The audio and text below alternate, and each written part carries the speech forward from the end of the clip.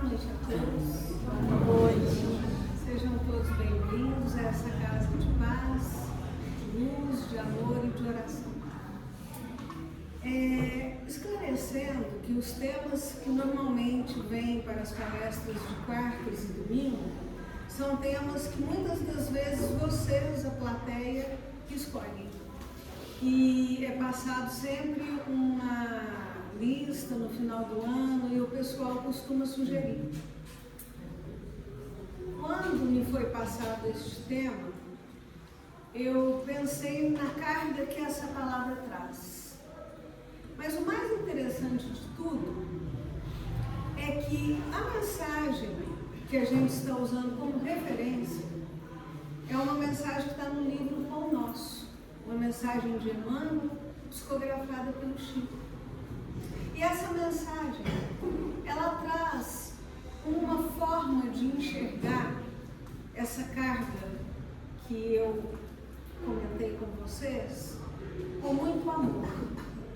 Então, é o que eu gostaria de convidar a todos nessa noite, para que a gente pudesse abrir os nossos corações, desarmar os nossos espíritos e tentar entender a abrangência de civilizações que foram construídas em cima de muitas questões equivocadas, onde, infelizmente, quando o espírito, na escolha do gênero feminino, porque nós todos temos a opção da escolha, quando lá no Ministério do Planejamento das Reencarnações, carrega um peso nas costas bem maior do que aquele do gênero de Vênus. Então, a base da nossa lição está nesses três livros, que é o Nosso, no capítulo 85, o Evangelho, capítulo 8, itens 5, 6 e 7, e o capítulo 22 do livro Boa Nova. E é mais interessante ainda o título da nossa mensagem-tema, que é a que está contida ali no livro Pão Nosso. É esse aqui. Então, a cirurgia do Emmanuel, ao colocar esse título na mensagem, já nos traz um calorzinho no coração. E o mais interessante é que quando ele se reporta à passagem de João, aquela passagem que todo mundo conhece, existem até lendas a respeito do que Jesus estava ali escrevendo na areia quando trouxeram para ele a moça intitulada Adúltera, né? E ninguém sabe até hoje o que ele estava escrevendo na areia, porque ele mal levantou os olhos, né? E essa passagem de João é uma passagem muito rica, porque antes de qualquer julgamento exterior, ela nos convida a um autoexame. Aí o mais interessante é que o Emmanuel optou por colocar o versículo 4 e não o 3. Quando ele diz: e pondo-a no meio, disseram-lhe: mestre, esta mulher foi apanhada no próprio ato adulterando. Aí a pergunta do Emmanuel no título é: e o adúltero? Porque a mulher é que foi jogada, né? Lá no meio de todo mundo, para ser apedrejada, porque era assim que eram os costumes daquele tempo. Então, Emmanuel nos convida a essa reflexão, né? Sobre um ato que não se faz sozinho. Só que o ato e o peso e a carga recaem sobre o gênero ela. Enfim, essa visão seletiva em cima da mulher é uma visão que vem de civilizações e civilizações. A gente não vai aqui ficar se atendo em uma palestra específica sobre a defesa, né, dos direitos. Lembrando que, apesar disso tudo, nós estamos no Agosto Lilás, que é um mês intitulado Agosto Lilás, porque é um mês onde existe um convite para a observância dos atos de violência contra a mulher. Depois vocês podem até pesquisar na internet. E também lembrando que, infelizmente, de uma forma muito triste, dolorida e dolorosa, nós estamos lidando com situações mundiais terríveis em relação a estas questões dos direitos e das proteções que as nossas irmãs, independente de serem elas, né, não conseguem receber, por exemplo, com as leis do Talibã. Nós não vamos entrar em detalhes aqui. Quando eu ouvi a notícia de ontem, que me cortou no fundo o coração. Enfim, o impulso do ser humano, ele sempre existe para ver o mal no outro. E a gente esquece de olhar o mal dentro da gente. E aí, com isso, a nossa visão equivocada chega nessa situação de achar que a gente tem sempre o direito de apontar, principalmente quando a gente vai ali naquele turbilhão do que, entre aspas, se diz a lei. Então, Emmanuel começa a mensagem dele dizendo que o caso da pecadora apresentada pela multidão envolve considerações muito significativas referentemente ao impulso do homem em ver o mal nos semelhantes sem enxergá-lo em si mesmo. Porque, na verdade, é muito difícil a gente enxergar o mal na gente, né? É muito mais fácil a gente apontar e enxergar o mal no outro. E aí, dentre todos esses ensinamentos que essa lição contida no Evangelho de João nos traz, a reflexão da narrativa sugere o errôneo conceito do adultério unilateral. Daí a razão do título. E o adúltero? Cadê ele? Por que ele não veio aqui ser jogado no meio da multidão para também ser apedrejado junto? Por que só ela que vestia saias? E aí então a gente começa a entender que naqueles tempos e hoje as coisas acontecem dessa forma, infelizmente. Existe uma dificuldade muito grande da humanidade, das criaturas, das pessoas e até da própria mulher do gênero, no caso específico, enquanto até educadora, não entender essa questão da igualdade que vem desde lá de cima, quando o ser opta por se transformar e chegar a este nosso planeta com um conjunto de 2x no cromossomo ou com um conjunto de XY no cromossomo. Então, Emmanuel compara essa queda, essa dificuldade a uma verdadeira chaga da humanidade que de alguma forma precisa ser sanada. Então vejam só, não existe um adultério unilateral. Se existe uma adúltera, com essa carga pesada da palavra que se traz, existe o outro, que juntamente com ela cometeu qualquer ato que seria tão condenável aos olhos da humanidade naqueles tempos e hoje. Mas, se essa infeliz foi encontrada em pleno delito, segue o Emmanuel com a pergunta dele: por que o outro não foi trazido no julgamento? Seria ela a única responsável? Então, gente, essa chaga que Emmanuel, porque aqui eu optei por transcrever linha por linha, palavra por palavra, o que o Chico psicografou. Eu não coloquei nenhuma palavra minha, tá? Requisitando a intervenção, a fim de ser extirpada em qual buraco, em qual furna, em qual caverna que ele estava. Aí a gente fazendo uma analogia psicológica, né? E qual proteção tão grande que ele se encontrava, que ele não estava ali sendo jogado no meio da multidão para receber as mesmas pedras que ela receberia. Então, gente, é uma coisa incrível a atitude do mestre naquela hora. Vocês já leram essa passagem do Evangelho de João? Que coisa mais maravilhosa.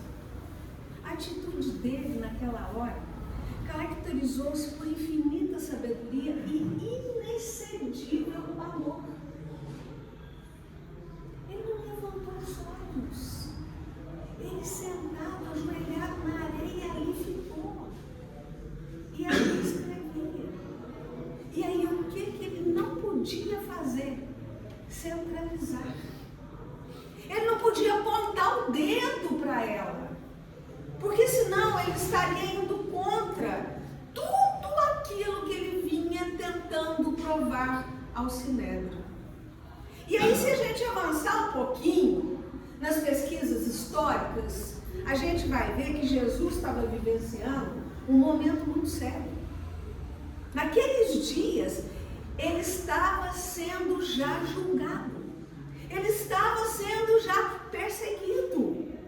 Então, ele tinha que se conter de todas as formas, mas ao mesmo tempo ele não podia pisotear ou desdenhar da lei que muitos diziam que ele não seguia. Então, o que ele fez? Ele simplesmente, não centralizando o peso da nossa irmãzinha e deixando perceber o erro geral, perguntou quem que não tinha pecado. E quem ali não tivesse pecado, podia então começar a tirar as primeiras pedras, né? Qualquer um. Então vejam vocês o que aconteceu. Ele não podia se indispor com Roma. Ele não podia se indispor com o Sinédrio. Ele precisava exercer o verdadeiro amor que ele pregava. O que ele fez? Ele acolheu e perguntou quem que era melhor do que ela. Então, na verdade, o que aconteceu? Todos abaixaram a cabeça, soltaram as pedras e saíram andando cabisbaixos. E esse grande, espontâneo silêncio que se fez foi a resposta mais eloquente do que qualquer declaração verbal. Por quê? Porque ao lado dela permaneciam também os homens pervertidos, já que ela era uma pervertida, né? Que se recolheram envergonhados. Então, na verdade, para olhar dentro de si, a gente tem que aprender primeiro a acolher aqueles que nos rodeiam com amor e humanidade. Porque assim a gente vai se amar e se acolher com amor e humanidade. A gente tem que entender que o homem e a mulher surgem no mundo com tarefas específicas. E existe um trabalho essencialmente uno dentro da evolução universal. E no capítulo das experiências inferiores, um não cai sem o outro, gente.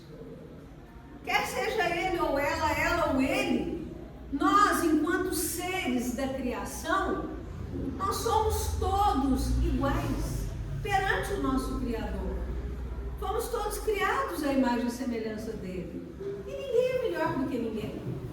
Por ser ele ou ela, ninguém é melhor do que ninguém.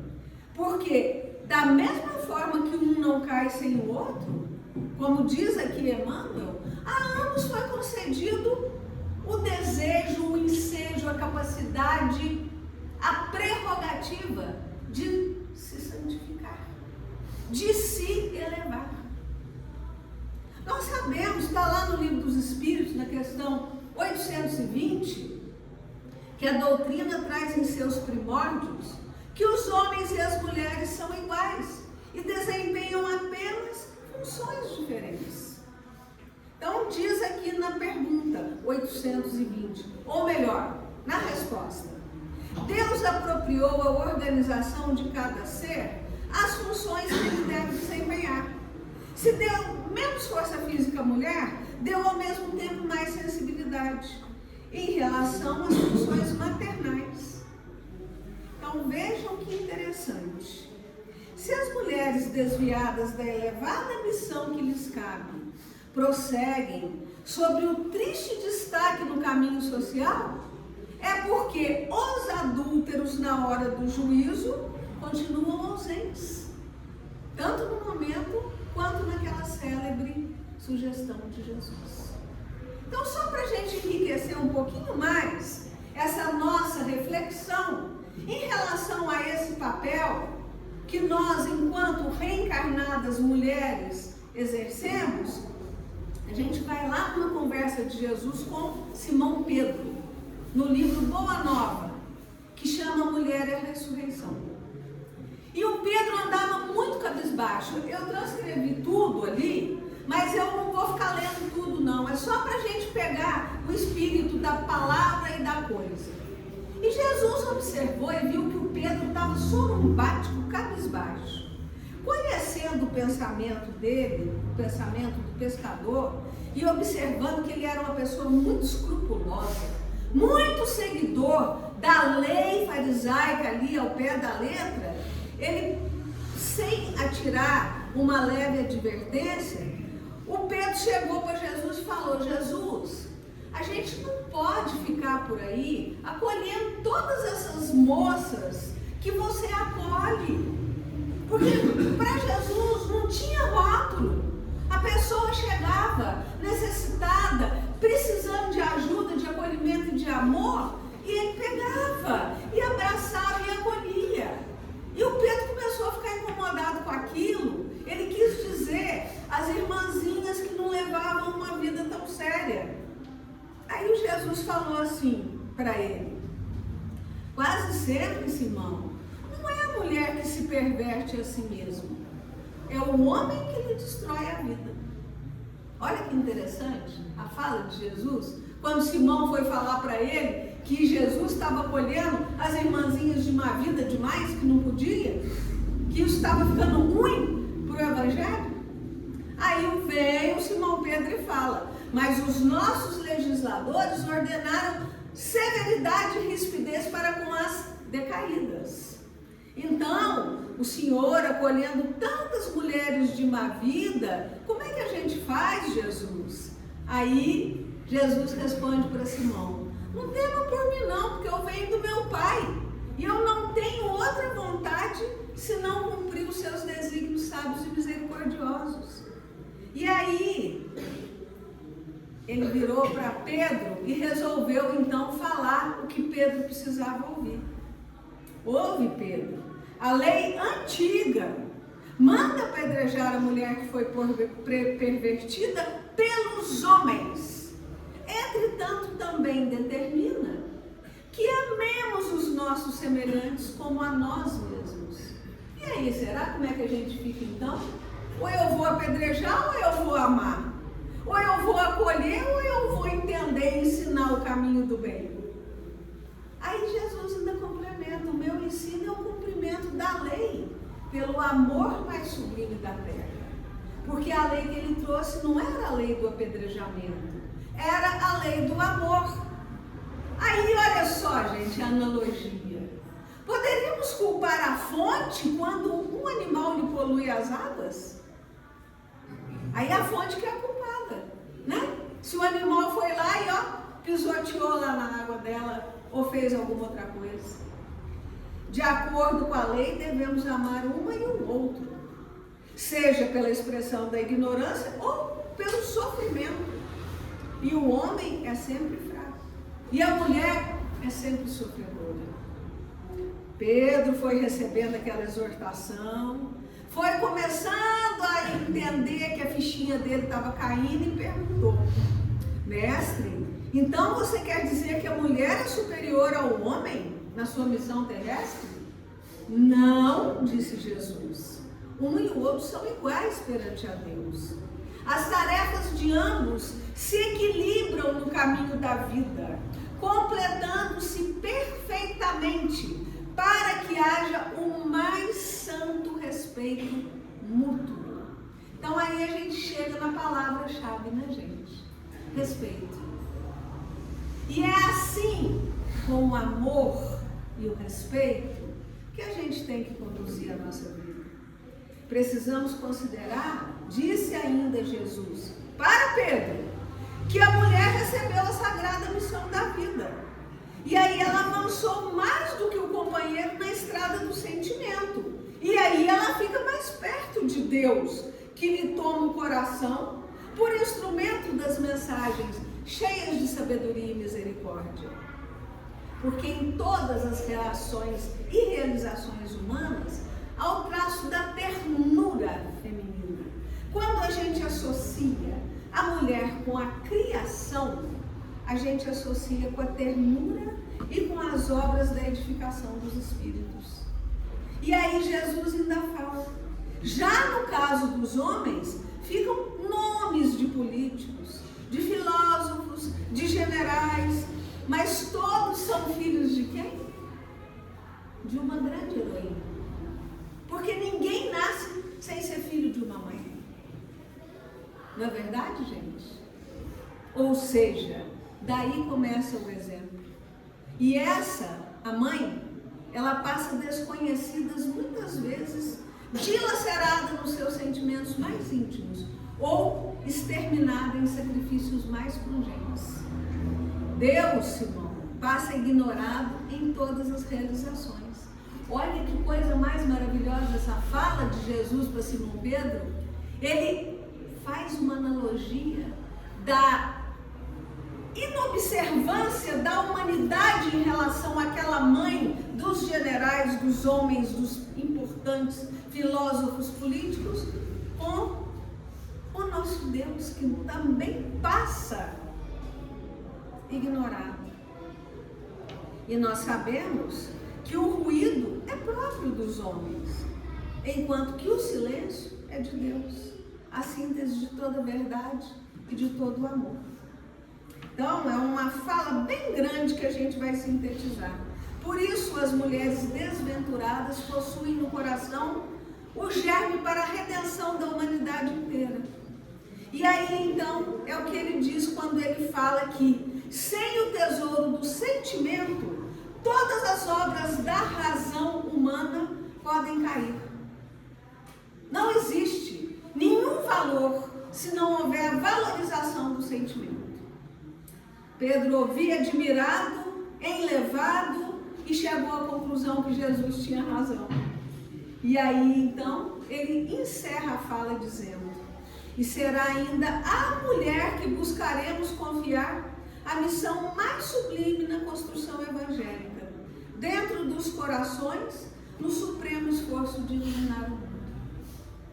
Então, gente, quando a gente vê um diálogo maravilhoso desse, a gente chega à conclusão de que a abrangência disso tudo é muito maior do que simplesmente um ato entre duas pessoas ali. E aí a gente recai no que o Evangelho fala sobre essa questão do adultério. Está lá no Evangelho de Mateus, capítulo 5, os versículos 27 a 28. Mateus escreveu o seguinte: aprendeu o que foi dito aos antigos, não cometereis adultério. Eu, porém, vos digo que aquele que houver olhado uma mulher ou um homem com mau desejo para com ela, ou com ele, já em seu coração cometeu o adultério. Então, gente, aí a gente chega na síntese de tudo isso que a gente precisa sair daqui hoje refletindo a respeito. Essa palavra, ela não deve ser entendida nesse sentido exclusivo da acepção que lhe é própria, mas num sentido que Jesus a empregou muito mais geral, quando ele dizia que isto designaria o mal, designaria o pecado, porque o adultério em si, ele é o nosso descompromisso enquanto humanidade em relação ao compromisso que a gente precisa ter assumido com o nosso Criador. Então não é pensar, fulano estava com ciclana, ciclana estava com fulano, eles estavam cometendo o adultério. Não, gente, é dentro de nós, é dentro do nosso coração. Nós estamos cometendo este ato de desinteresse para com o nosso Criador. Nós estamos cometendo este ato de não seguir a mensagem de amor, de entendimento, de respeito, de acolhimento que o nosso mestre dos mestres nos levou? Esse é o questionamento que a gente tem que fazer dentro de cada um dos nossos corações, para a gente poder entender quando Jesus fala assim, que Deus passa ignorado em todas as realizações do progresso humano. E Ele é o autor de tudo. Porque o homem adora fazer ruído, né? O homem adora pegar a mulher, jogar no meio da multidão e falar, vamos apedrejar. E onde que fica a consideração, o amor e a verdade que a gente precisa seguir? Então, gente, nós precisamos entender que a verdadeira pureza, ela não está somente nos atos. Ela está no pensamento. Porque aquele de nós que tem puro coração, ele nem sequer pensa no mal. Foi isso que Jesus quis dizer. Quando Jesus, então, condena o pecado mesmo em pensamento. Por quê? Porque isso é sinal de impureza. Então, quando a gente traz aqui nesta noite a reflexão sobre este título todo pomposo, né? O adultério sob a visão espírita, é para a gente aprender mais uma vez a refletir sobre o amor. Muito mais gostoso, muito mais leve, muito mais bonito do que ficar nessa materialidade, do que ficar nessa profundidade de um pires. Que nós possamos entender o que a nossa boca está falando, porque ela é o reflexo do que o nosso pensamento pensou, porque ele é o reflexo do que o nosso coração sentiu. Está lá também em Lucas, no capítulo 6, versículo 45. Que possamos então, caros amigos, caras amigas e irmãs, entendermos que acima de tudo, nós, enquanto mulheres, com essa oportunidade maravilhosa que nos foi concedida, às vezes até muito pedida, né? Por nós mesmas lá, nós temos uma missão que é amparada, resguardada, corroborada por aquele que nos mostra o caminho do amor. Então que possamos sair daqui nessa noite com a nossa boca cheia de coisas boas, daquilo que o nosso coração vai estar cheio. E que Jesus possa nos abençoar, nos permitindo essa reflexão de muita paz, de muito entendimento e principalmente de muito amor. Obrigada a todos.